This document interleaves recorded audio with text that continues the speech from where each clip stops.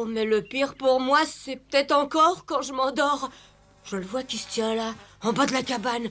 Il me regarde avec ses yeux méchants, puis il sort son couteau et il monte. Il s'est déjà approché de ta cabane? Très souvent, dans les cauchemars. Oh, j'ai une peur bleue. Franchement, Tom, t'en fais jamais des cauchemars? Moi, non. En tout cas, pas depuis longtemps. J'ai seulement eu quelques nuits agitées avant que Meuf soit jugée. Là, tu sais, je t'admire vraiment de ne pas faire de mauvais rêves. Ça prouve que tu es plus courageux que moi. Et oui, au procès, t'as témoigné alors que moi, j'ai pas osé. Tu étais pourtant d'accord avec moi, sinon j'aurais rien dit. Peut-être, mais je me demande maintenant si c'est bien prudent de t'avoir laissé parler. Je pense qu'en fait, je suis très peureux. Oh, on sait pas encore bien ce qui peut se passer pour nous, mais tant pis. En parlant au procès, on a au moins pu faire libérer ce pauvre Meuf. C'est vrai? Meuf est plus en prison.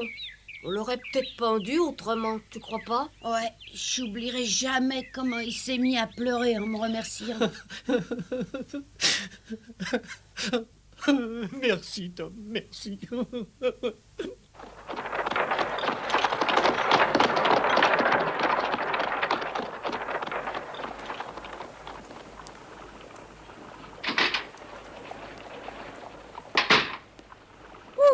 Tom! Tom! Oh, c'est toi? Oui, c'est moi. Qu'est-ce que tu as, Tom? Tu es malade? Oh, non. Alors quelque chose te tracasse parce que tu es perdu dans tes pensées. Oh, c'est rien. Tu sais, si tu penses te promener longtemps comme ça au beau milieu de la rue, tu vas te faire écraser par un chariot ou renverser par des chevaux. Et permets-moi de te dire que ce ne serait pas une belle mort pour un héros. Mais je comprends pas ce que tu fabriques là. Tu as déjà terminé ton travail pour aujourd'hui? Oui. Le docteur m'a permis de m'en aller plus tôt que d'habitude aujourd'hui. Mais il faut dire que je l'ai bien mérité. En ce moment, je finis tous les jours à des heures impossibles. Depuis la mort du docteur Robinson, le docteur Mitchell est complètement débordé de travail. J'espère qu'un autre docteur viendra vite s'installer en ville à la place du docteur Robinson. Les gens doivent bavarder en attendant chez le docteur. Tu ne les as pas entendus parler entre eux de Joe l'Indien? Il ne parle pratiquement que de lui. Il pense qu'il est parti se mettre à l'abri vers le nord. Pourquoi ça? Je ne sais pas du tout pourquoi, mais on va faire venir un grand détective de Saint-Louis pour le capturer rapidement. Je sais, merci. Je me demande bien comment il l'arrêtera.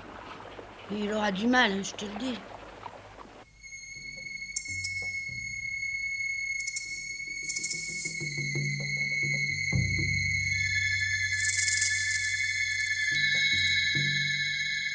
Le jour, j'avais pas trop peur de Joe l'Indien. Mais la nuit, c'était autre chose. Le héros de la ville devenait une poule mouillée. Tu dors, Sid? Sid? Sid, tu dors? T'as pas envie d'aller au petit coin? Non, pas du tout. Allez! Moi, j'ai pas du tout envie. Non, Allez, viens, je t'accompagne si tu veux. non j'ai pas envie, je te dis. Laisse-moi dormir. Ah, sois pas aussi bête. Tu dormiras mieux après, ça sera pas bien long. Non, vas-y tout seul. Ah, j'ai pas tellement envie, je peux tenir. Alors tais-toi et rendors-toi si tu peux tenir.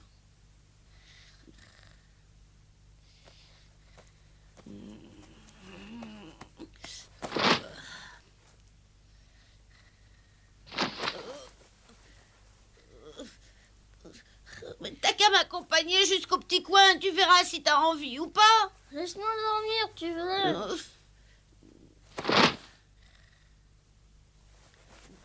Oh, je dois y aller.